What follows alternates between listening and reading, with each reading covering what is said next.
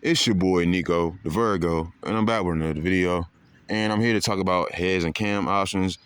And I'm here to, give some people a reality check. Some sad truth, I guess. A little bit, not really even know what you're doing, which is not common. Not a lot of people, have patience or do research or whatever. But it's beside the point. If you got an old school car, you should have patience anyway. But a lot of people don't. That's why I'm here to give y'all the real, right? Heads and cam options. Okay. Okay, I hate to break it to y'all, but if you don't have a tuner or you don't have the patience to listen to a remote tuner, meaning a remote tuner is like a tuner, a mail-in tune, right? You don't have the patience to really listen to him, and you don't have the patience to go through everything and make sure your fuel pressure is good, your vacuum is good. So much stuff that you got to make sure is tip-top shape to get the best out of your mail-in tune. Uh, that's just the real. I mean, and realistically, that's why a lot of people diss the LT1 because they build it. A lot of people, I really hate to break it to you, but like that's why you can't really believe a lot of people on the internet that talk bad in these comments, bad on the LT1. Is because like when you ask a lot of them, what did you do with your LT1? The mods never ever make sense. Never. Okay. Some of them, a lot of them a lot of people are starting to admit.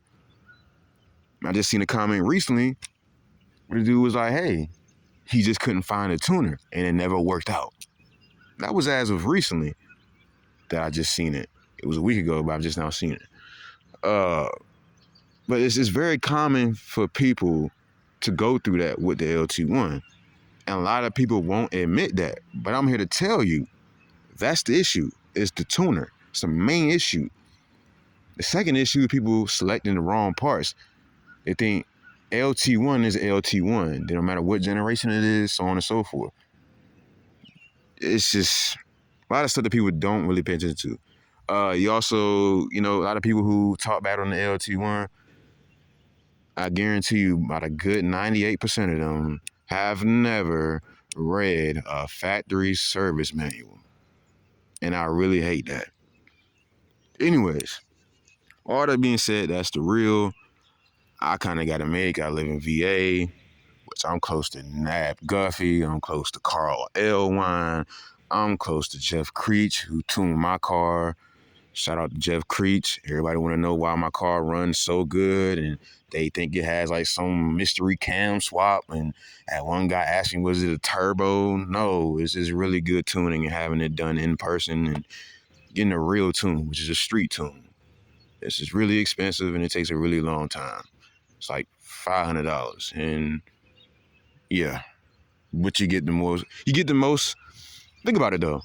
It's really not a lot of money because it's fools who dump 20,000 into a car and don't get their tuning right.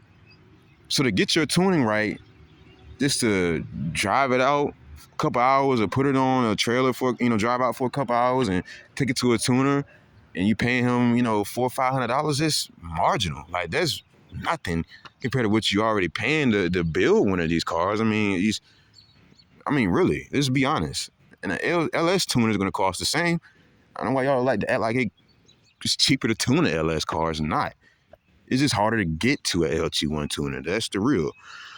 Like I said, you can get your car running pretty decent with a mill-in tune. I'm not gonna sit here and act like that's not true. You do got Brian Herder. You got, I hear a lot about Brandon Strong, Strong Speed Works. You got a lot of guys who can really do, some really good mail-in tunes, especially if you got a 94 to 95. That's what I'm also touch on.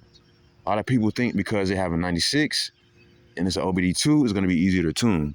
No. Ask any LT tuner, 94s and 95s are easy to tune. Why is it, do you think? It's another reason why tuning is the big issue. It's because really look at it. Look at the top ET page. Look at the East Coast Impala Racing Series group on Facebook. Most of the fast LT cars are 94s and 95s. Facts. But think about how they came with the amount of Impalas that they came out with in 94 and 95 does not even amount to the amount of Impalas that they made just in 96. So there's no other reason outside of the tuning that there's more fast 94s, 95s, 96s. And I'm talking about I'm talking about LT1 cars, not LS swap. Why do you think it is that when you look up 96 Impala, it's almost always LS swap? That's a fact. If you tell me I'm lying, you ain't been in the loop for real. It's a fact. 94s and 95s are usually the fastest. Why you think the fastest naturally aspirated 10-second Impala is a 94? It's a fact. So that's the real facts. That's the cold facts, sad truth, whatever you want to call it, about the LT1 and the LS car. The tuning is just better with the LS PCM, okay? I ain't gonna say with the LS engine, I'm gonna say LS PCM. Because you can go to LS PCM with this car. You got like 3 or 4 options. You got the 411 swap, which is you use the junkyard parts or whatever like that, repin everything, which is super easy, super cheap, whatever. Still gotta get the tune.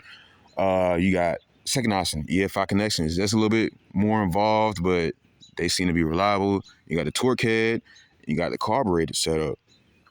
You got 4 different options. I'm probably forgetting about one, but it's 4 solid options, right?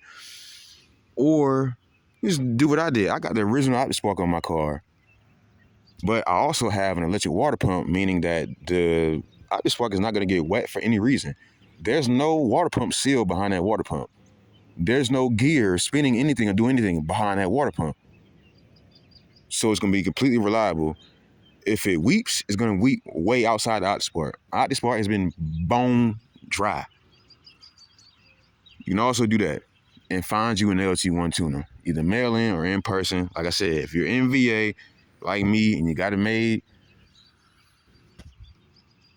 you in good hands. There's a lot of tuners around here. But it's supposed to be about heads and cam. But matter of fact, I'll make another video. All right. This is gonna be the sad truth about the LT1 cars. That's what I'm gonna say. The sad truth about the Impala SS and what you really need to be doing with your Impala SS. Next video I'll make will be about the heads and cam options. Cause yeah, the tuning is such a big topic, man. It was hard for me to put both topics in the same video. But yes, the tuning is a big deal. It is extremely big. You will get left stranded. You will blow your engine. A lot of bad stuff will happen if your tune is not right. Facts. That's why a lot of people fail. That's why a lot of people ditch the LT1. It has nothing to do with the engine itself. Because if we talk about the engine itself, bruh, it has the same rotating assembly as a 350 from day one. Facts. It's just a rebranded TPI engine. A lot of people don't realize they even kept the same damn throttle body, okay? Same throttle body. If you take your time out, look at the LT1 throttle body, TPI throttle body, same thing, okay? Lifters are interchangeable. Actually, the replacement lifters for the LT1 are LS7 lifters, which is the 427 LS, the one that also powered a helicopter. Yeah, cool as hell. But yeah, you can change that out with that. Valve springs are interchangeable. There's so many interchangeable parts. Fuel injectors, so much stuff that is interchangeable. All that is great, right? But it's the tuning with these damn cars. And people really had to get in and really hone in on, find the right guy, do your research on the guy, make sure he knows his stuff, and make sure your car is in tip-top shape before you go wasting somebody's time and they tuning it for one thing, and you got a whole other thing going on that you need to address and you're not telling them. So don't be a nightmare customer either, y'all. It ain't always these people's fault why y'all cars be slow as hell. Y'all don't be listening to these people. Y'all don't be, that's another issue. So don't be a nightmare customer. Man, it's your boy Nico the Virgo, and that's the real about the LT1s, and that's what it is.